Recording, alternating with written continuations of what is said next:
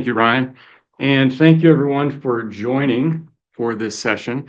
I'm David Stellick. I am the author of Crafting Strategy, Becoming a Strategist Through Case Activity Practice. I'm a university tenured professor at the University of St. Francis in Fort Wayne, Indiana. I teach strategic management, ethics, entrepreneurship, evidence-based management, and I use cases a lot. And today, I'll get my slides up here. We're going to shift back to this view, which is a light board, which is what I record a lot of videos for case discussion in advance with for students who are viewing these things before they come to a live interactive discussion. But I'll be shifting to some slides as we move along. There we go. And I'm going to start with an acknowledgement, which is that I've used cases for years. I've facilitated discussions. A lot of them are dynamic with students engaged in powerful learning moments where they are inquiring and arguing and bearing insights through collaborative learning experiences. But I've also watched students stall out. I've watched them treat cases like an assignment. You might be like, well, of course it is an assignment. Instead of what we want them to treat cases as, which are problems that actually matter. And that's where today's session really kind of emerges from for me is why is that happening? When case discussion stalls, what do you do? And today's session is going to get to some of the design choices that I've made to enhance those sessions. And I'll show what I've found and what you can do yourselves as well. So here's how we're going to spend the time, what you're going to walk away with. The first is I'm going to talk about the difference between what case teaching is and what case method instruction is. And that's really in there, the difference between what you might expect from an experience with students dealing with cases and what you've actually designed for. I think a lot of the frustration in case-based courses, it can be traced back to this kind of mismatch. Second, some techniques that you can actually use in case method and case teaching as well. Classes as early as the next one you have, whether that's in this semester, if you're in the summer or in the fall. That includes things like kind of the big meta question that you can use to change the directional energy before a case discussion starts, the structuring that you can do to make sure students come prepared in the way that you want them to be prepared for discussions, and the kinds of in-class moves that you can use to keep the learning where it belongs, which is the agency of the student. And a lot of those, that final part, those moves you can make, those are things you've already done or probably already do if you've been teaching for some time. And then finally, addressing the AI question, how do you deal with it? I don't really believe in banning it or ignoring it. I do a lot of sophisticated AI instruction with my students, but my students appreciate that there is a place for it and a place for it not to be present when we are trying to learn together. So to start the problem and how I framed this webinar for us around this idea of the intern challenge or the intern problem. And I know there were some questions in advance about, is this about internships? And it isn't really about internships per se, but it is about making actual learning, which happens with cases and with internship courses, better, where there's actually stickiness to what you are learning. And I think if you address the problem with case method, you will also be addressing the problem with internships that fall flat. You think about the first day a student comes to their internship, they show up and she or he is eager and wants to do well, but they don't really have a framework yet because they're expecting to receive it for what good looks like in that new company environment. So they default, like we all do, to safest behaviors. What do we do? We wait for instructions, we avoid risks, and we wait to hear what our bosses want from us, what they're looking for. And that's what students do with cases, right? It's the rational response to the learning environment that we sometimes inadvertently, and I'm going to say we can be intentional about, design. It's not really laziness when students don't show up ready for the kind of discussion we think ought to take place if we don't design for it. So think about how we have designed often case classes. We assign a case, we hand out the case with some discussion questions. They read it or they don't read it, and they prepare them or they don't. And still they show up if they show up for validation, right? You could think of like throwing darts at a dartboard. They want to see if their their idea, their recommendation, or their response sticks. And they're burdened to do so with some preparation that might be a little murky. Maybe there's some lack of clarity to the upside of preparing, especially if they've prepared discussion question responses and you don't actually have those as discussion questions in the discussion. So the anxiety that they might experience is real, and students then end up not really preparing or under preparing, not really feeling like the kind of preparation maybe we guide them is meaningful, because it doesn't actually lead into the discussions that we post. And so discussion stalls. And when that happens, what do we typically do? Like, we want them to succeed. And so we often rescue them. And the choice to rescue them tends to lead to what I would say is the difference between case method and case teaching. So I don't think stalling, if you're experiencing that with cases, or you're afraid of using cases because you think that could likely be the case for you, is a student issue. I think it's a design issue that we, as a result, can design solutions for. And here's what really underlies that challenge. It's pushing the learning versus creating the conditions in which students will pull that learning themselves. And I think once you see this distinction, you won't unsee it, which will be very helpful in your prep for case discussion. So most case-based classes, I think when they stall out is because they push learning at the students, right? So you assign the chapter, you assign a case, and then you have a discussion. And so essentially you have given the content that the student needs for the case before the student realizes there's a problem to solve for which they need that content. And so there's no real pull from the student. There's no appetite yet for the learning. It's just been assigned to them, instead of the hold kind of learning where you create a problem for the student first. And so in this case, maybe you give them a dilemma, maybe you give them a scenario, maybe you give them a full case, and a question embedded in that they've not yet been prepared to resolve or deal with. Then you release the learning content. Then you release the theoretical constructs, the frameworks, the tools that can help them solve for the problem. So it's that kind of just-in-time learning where the case now is the answer to the question they're already asking. And you might be thinking, well, actually, no, David, cases are to present the problem, not to present the solution. Well, in learning, the case provides the arena, the scenario in which it makes sense to need that learning. So we're doing a little bit of a meta drop back here on why you would deliver the case after you've maybe set up a problem, and then it becomes the larger solution to that problem, presenting a new problem in which they can apply the tools. So we bring this back to the internship analogy.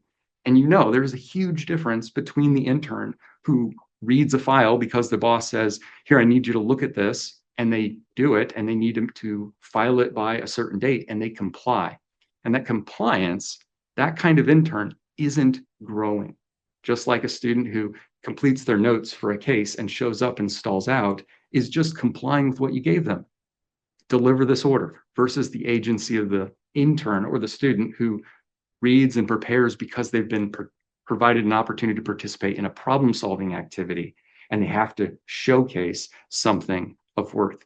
They're both in the same internship, but they learn differently because of how it's been structured for them to face the challenge. And I think that is what prepares us for understanding the difference between case teaching and case method, and why it sometimes stalls out for us. So if you have never taught case method, if you've never been trained in case method, maybe you've experienced cases through your own graduate school, and they were magical experiences where there was a lot of dynamism. Everybody loved learning. There was a lot of energy. Maybe there was a lot of conflict, but it felt like constructive conflict. Well, if you weren't prepared or taught to teach that way, in most instances, you revert to what you know how to do as an instructor, which is share knowledge, disseminate information. And you think about in the context of, if I taught you how to do something, like I have a lot of athletes, so when you are learning to play basketball and you learn to shoot free throws, and then I put you in a free throw shooting challenge, you'd probably do really well. But if I put you in a 5-on-5 game, you'd probably be wondering why this isn't working. And that's the problem I think we sometimes face as instructors, in that we have cases and we use case teaching where we take students along on a journey, like a safari guide, where they're in a Jeep with us, right? And we're pointing out things along the way. And we're wondering why there's not more excitement, more energy, more conflict. Like, let's look over here instead. Well, it's because I'm in the driver's seat as the case teacher versus case method.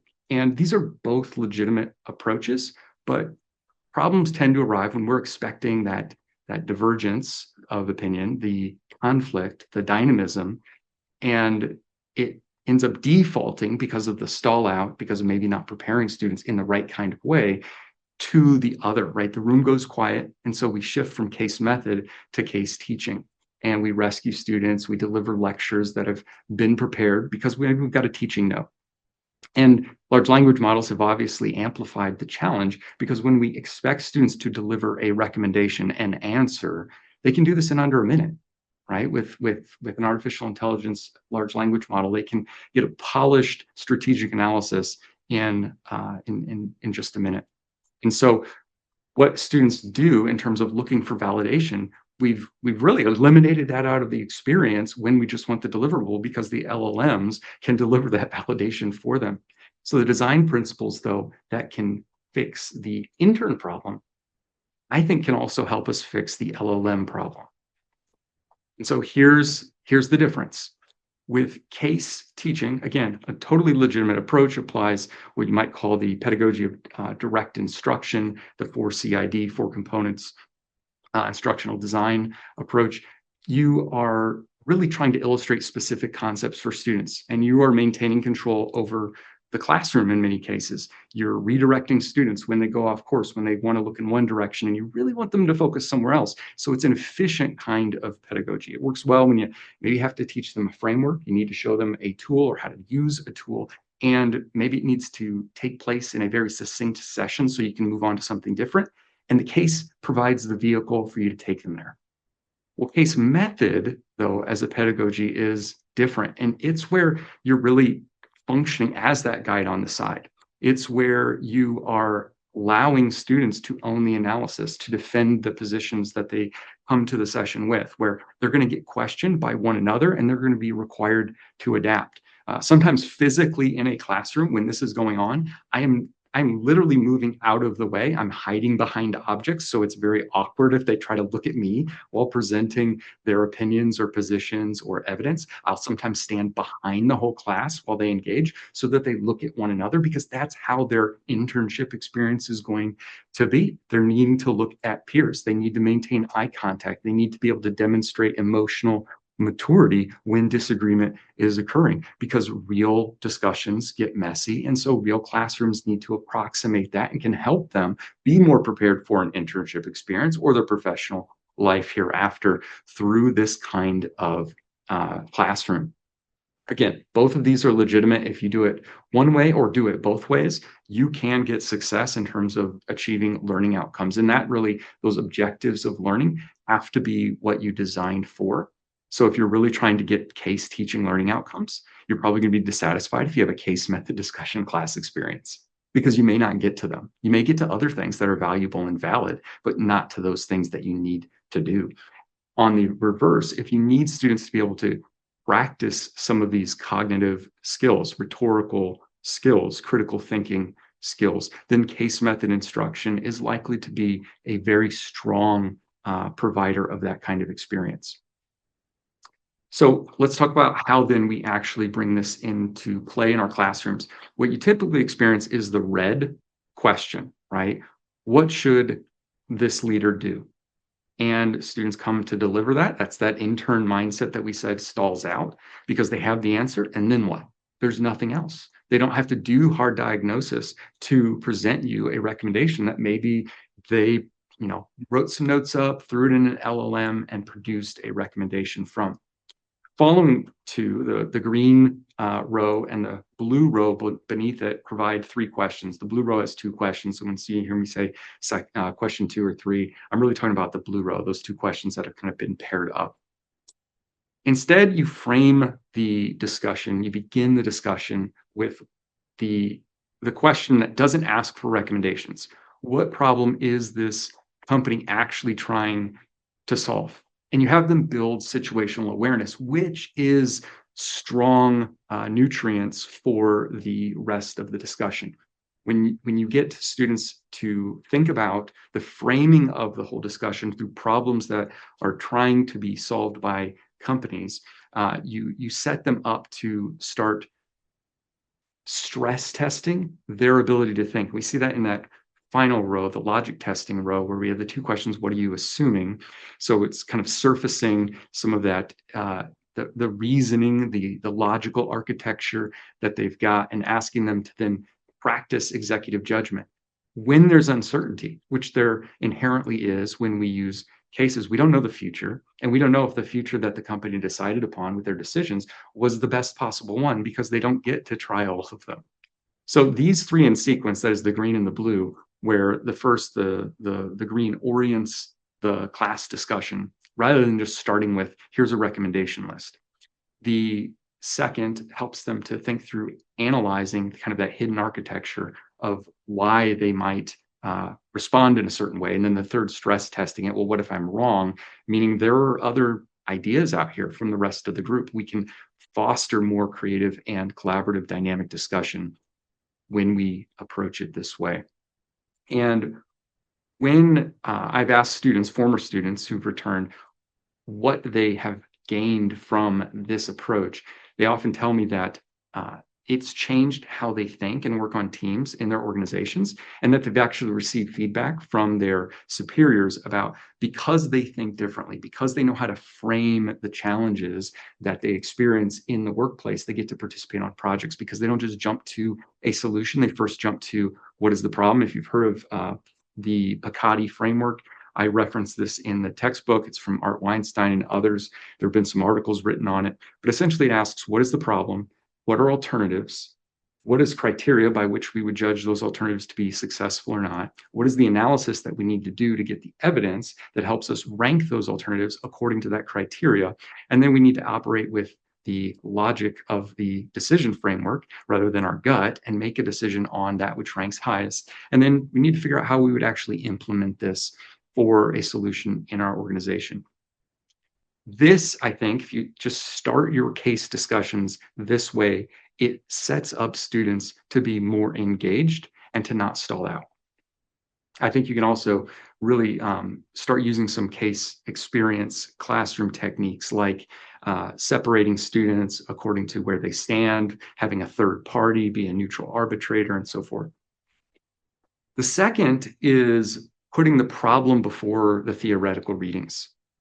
So this is a very simple shift, but it's often underutilized, and that's creating the problem first before they get the reading. So before you release maybe the chapter content on business modeling, for instance, maybe you give them a scenario of a business model not working.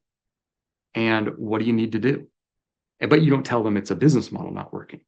And then maybe you deliver them the case, and the case presents the instance in which a business model didn't work and a company had to change their business model. Then you, before the case discussion, release the chapter that explains this experience, this process, explains the frameworks that are used and how you understand how to apply them for an organization. Then you come to the case discussion, right? And you give some time in between all of these releases of information, release of the case, release of the problem, release of the challenge. And the case, as we mentioned earlier, is the solution to the problem that now the student owns. That they didn't know how to deal with, changing a business model. Then they saw a business model change successfully or unsuccessfully. And then they received chapter content that helps them understand business modeling and business model change. And then they come to the discussion to really stress test their own thinking about what that company should have done differently, or what elements of business model adjustment they successfully applied. So instead of them coming to your classroom to test really your thinking, to receive directly the insights that you have, they're coming to figure out if they are understanding how to apply the thinking appropriately, given that they saw it in a case and then they saw how they might apply it the same way or differently. And that is the difference really between how you can teach with cases versus use case method instruction through this second shift. All right, in the third shift, these are things I'm sure you have come across or you have used, but I want you to think about them in the context of what we've just shown, which is really about creating agency for the student to be the owner of the learning by having done the work, right? Those who do the work do the learning. Well, here is it applied. You call on them cold because they are not being tested for accuracy against your ideas, but they're being asked to really offer up their thinking for the rest of the class, right? So, not to get an answer right or wrong, but to present something the rest of the class can chew on, can think about. And in case you don't want anyone to really be cold, in when you call on them, you do think pair share, right? You have them think about what they would respond with to your opening question about, what is the problem this company is facing that is of most importance? Then talk to the peer, then do the cold call and sharing out. And maybe they share out in pairs when you do the cold call. Maybe they don't get cold called individually.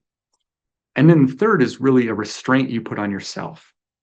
You don't validate them. This is again where maybe physically you move yourself out of the way. And when they present a response to you, instead of responding yes or no, correct or incorrect, you redirect it to another student and you ask them, how did you think about the problem? Did you have the same idea? Or how was your thinking different than what they just shared? And you really work to the goal of getting students to validate or invalidate one another. Now, obviously, that doesn't deal with explicit facts that can really derail a class if people haven't been reading carefully the cases. But getting people to think about, what does the rest of the class think about that, rather than validating yourself, is really leads to the facilitator role goal that you have, rather than being the lecture tour guide. So try not to rescue them. Let them have the learning.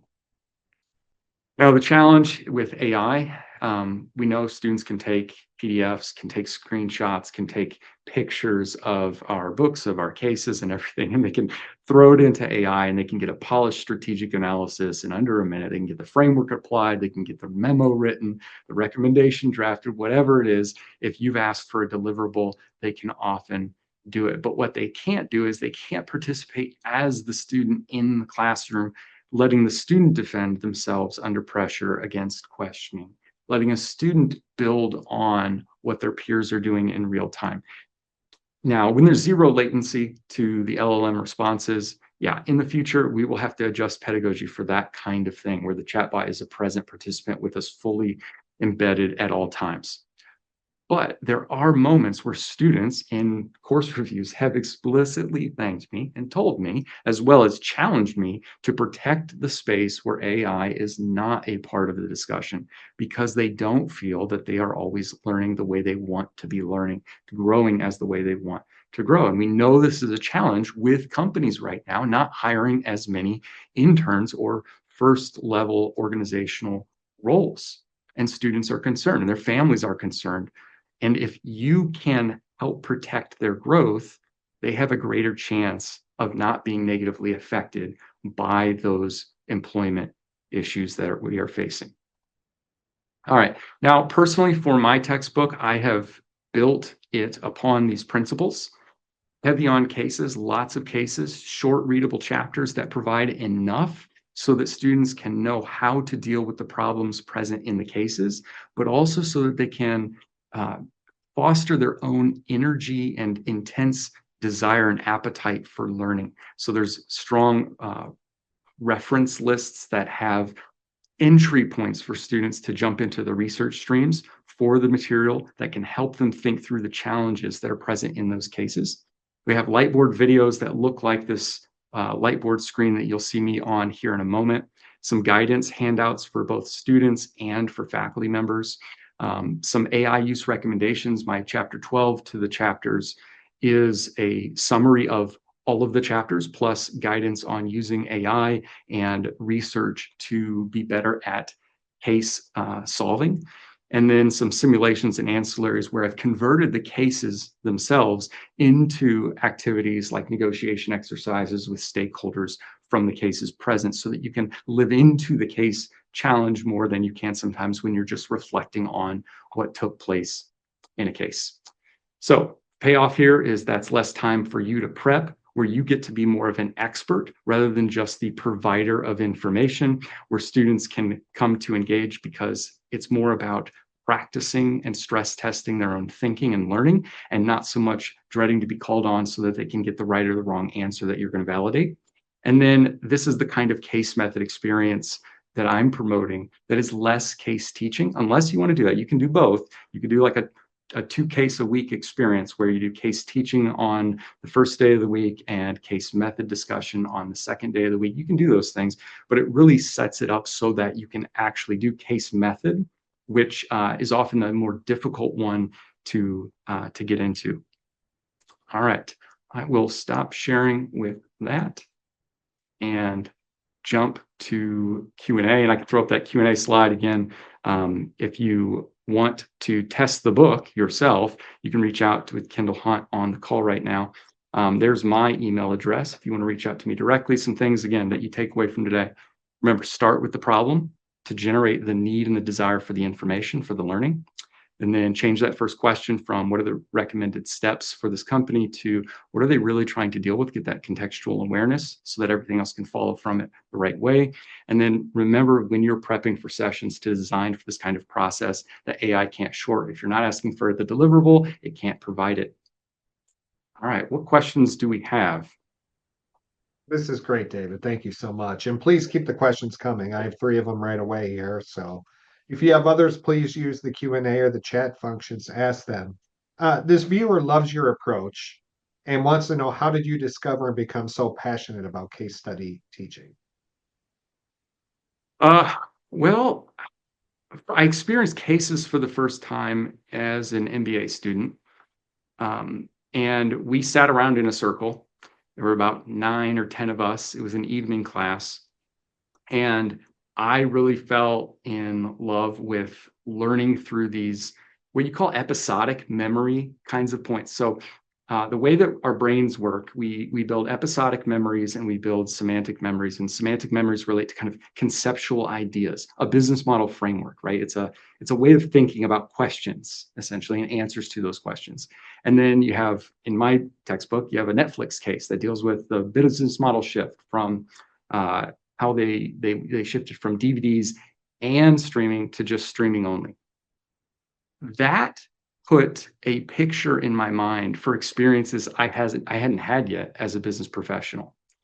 And I really enjoyed getting that vicarious experience through these cases of bigger questions about leading organizations, running businesses, managing pricing, these kinds of questions that I knew I wanted a broader experience base, and cases provided kind of the on-ramp for me for that.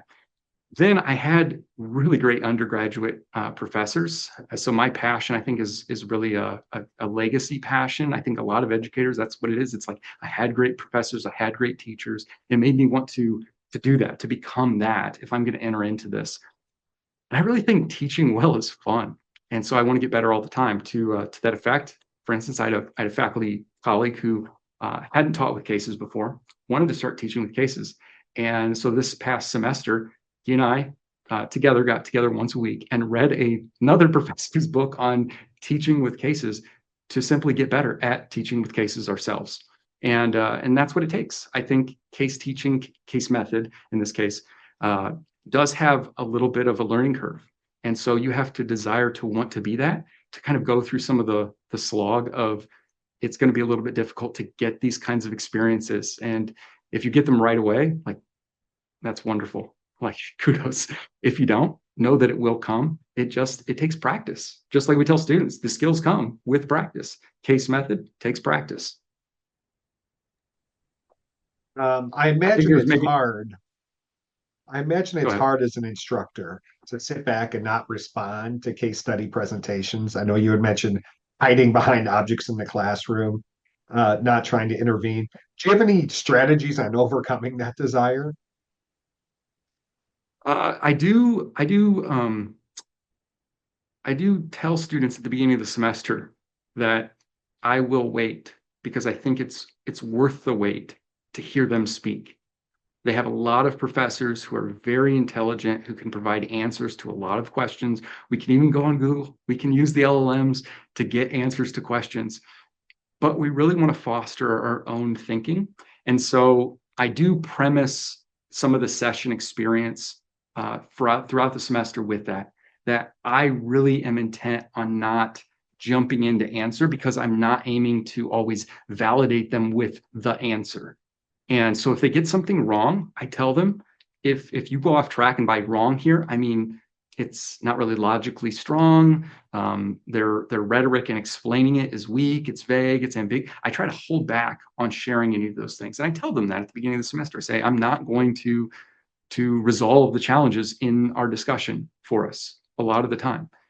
I want you to become comfortable, and comfort sometimes comes through experiencing enough discomfort where it's natural. You remember when a lot of students, again, that I have are athletes. You remember the first time you started for a game, and you remember how you felt, you're nervous, you're jittery.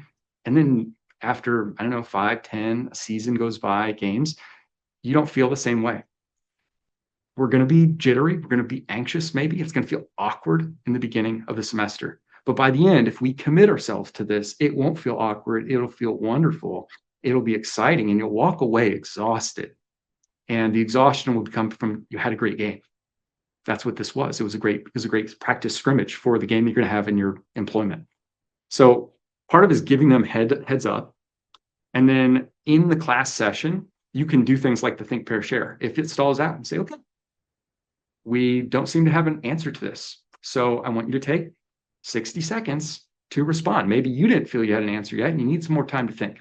Here you go. I put a timer up on the board, and I put on some light music I have ready to play on a computer, and they work. Then I do pair up, share it with your peer, and together decide which was the better of the two that you want to present. And then I maybe pick on 3 out of the group, have them present, and then if we are in a good place to move forward from there. That is super helpful, David. Super helpful. And once again, if you are interested in a copy of the book, use the Q&A or the chat function to request it. We're getting lots of requests, so happy to hear that. And the last question I have as of now, and please keep them coming. I know that case method teaching started in Harvard Law. Are there certain disciplines that work better for this method than others, in your experience? Obviously, law, medicine, business.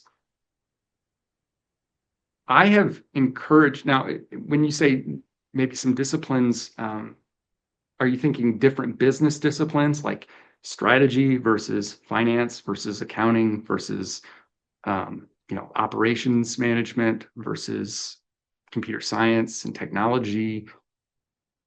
I assume so. I assume so. There are a lot of cases that have been written across disciplines that are available through big case repositories if you're looking for some. The cases I selected come from the Fanning School of Communication in coordination with the Mendoza School of Management and Business at the University of Notre Dame. Those are the ones that are embedded in my textbook. And you will find that a lot of high quality case writing comes out of communications departments who are doing the research in these businesses or for master's programs and their own doctoral work. And that's where they kind of lead into case writing. I'm a part of the North American Case Research Association, NACRA. And I would encourage anyone who wants to do case teaching, case method instruction, or case teaching to get associated with one of these groups. CASE is another large one. But you can find cases that are aligned with your discipline. If you want to step into case method instruction, though, I think it's so different from the majority of disseminate information lecture style instruction that you personally have to get comfortable with knowing how to frame like a discussion, in that you have maybe your leading problem for the case, what it's built around. That's the scenario problem. And then you have learning outcome pastures that students might, you want to direct them through, or you want them to identify and then help them once they've identified and spent some time thinking about a concept or a construct, jump to another one, so that there are takeaways. I mean, this isn't an undirected experience, but the idea is that the direction should be uh, somewhat it should emerge from the student's own experience with material. And you can get better at that over time. You're probably going to have some challenges based on the approach you have in the discipline you're in. So if you're an accounting professor, for instance, I mean, you're going to need to have cases that have financials. And if you wanted to show some technical skill, or maybe you're teaching spreadsheets and you want students to prepare a certain kind of spreadsheet. I was just talking with one of our professors who teaches visualization with spreadsheets in Excel. And we're talking about how do you maybe use a case. And the 4CID approach of direct instruction really presents the way in which you could use a case. But I can share more if you want to talk offline about that. David, thank you so much. This has been a pleasure. I've learned a lot. We're getting lots of good traction here. So thank you so much for your time today.